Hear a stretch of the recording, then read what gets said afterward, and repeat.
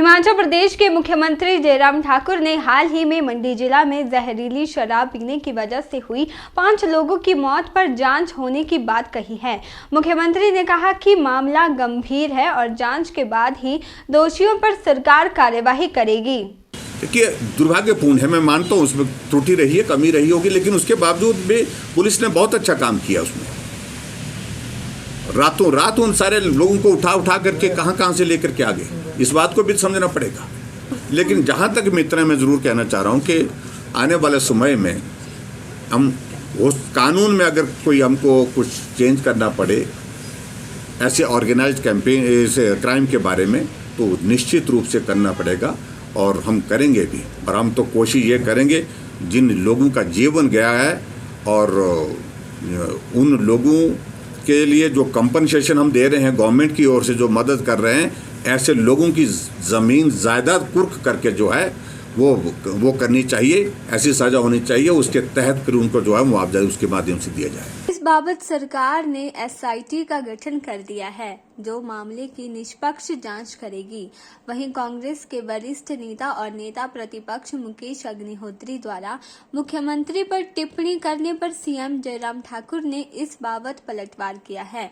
मुकेश अग्निहोत्री ने सीएम जयराम ठाकुर को एक्सीडेंटल गाड़ी करार दिया था, जिस पर जयराम ठाकुर ने पलटवार करते हुए कहा कि मुकेश अग्निहोत्री पहले अपने गिरेबान में झांक कर देखें, फिर दूसरों का कटाक्ष करें।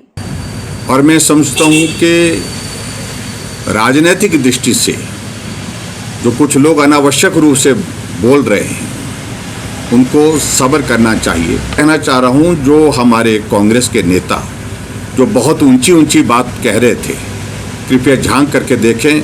आज सत्ता में नहीं है, उसके बावजूद भी उनकी हिम्मत और हौसले, उनके लोगों के, उनके पदाधिकारियों के, किस प्रकार से एक ऑर्गेनाइज्ड क्राइम करने के लिए जिसमें 7 लोगों की जान गई है, उसमें उनकी संलिप्तता पाई जा रही है। इसलिए बोलने से पहले 10 बार सोच लेना चाहिए। जहां विपक्ष के नेता इस बात का जिक्र कर रहे हैं कि शुरुआत जयराम ने की है और हम ख़त्म करेंगे, क्या ख़त्म करेंगे? क्राइम को ख़त्म करने का हमारा एक लक्ष्य है, हम उसको ख़त्म करने जा रहे हैं। जयराम का लक्ष्य किसी व्यक्ति विशेष के लिए नहीं है। 7 लोगों की जान गई है और उस पर प्रश्न खड़ा कर रहे हैं कि उन लोगों को आपने कंपनसेशन दिया। मेरा मानना है कि वो 7 लोग जो है उस साजिश में शामिल नहीं थे, लेकिन साजिश के शिकार हो गए, जिनको जीवन खोना पड़ा। हिमाचल दिवस और गणतंत्र दिवस की मुख्यमंत्री ने बधाई दी है। सीएम जयराम ठाकुर ने कहा कि दोनों समारोहों के दौरान कोरोना वायरस का विशेष ध्यान रखा जाएगा। वहीं उन्होंने कहा कि प्रदेश में 2 दिन से भारी बर्फबारी हुई है और सड़कों को खोलने और बिजली न जाए, इसका ध्यान रखने के निर्देश सभी जिला उपायुक्त को दे दिए गए हैं।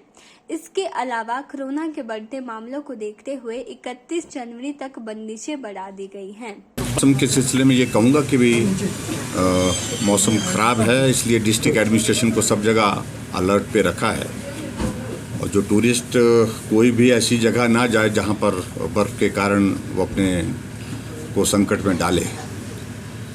और दूसरी बात ये है कि जितनी रोड्स, वाटर सप्लाई स्कीम्स और हमारे ट्रांसफार्मर्स डाउन हुए हैं, उनको रिस्टोर करने के लिए हमने तुरंत कहा है कि जल्दी से जल्दी कोशिश करिए। और मुझे इस बात की खुशी है कि बड़े युद्ध स्तर पर जो है रेस्टोरेशन का काम चल रहा है, चाहे वो रोड्स की बात है, चाहे वो वाटर सप्लाई स्कीम्स की बात है, चाहे वो हमारी पावर सप्लाई की बात है। तो उस दृष्टि से सारी चीज़ों को ठीक करने की कोशिश कर रहे हैं।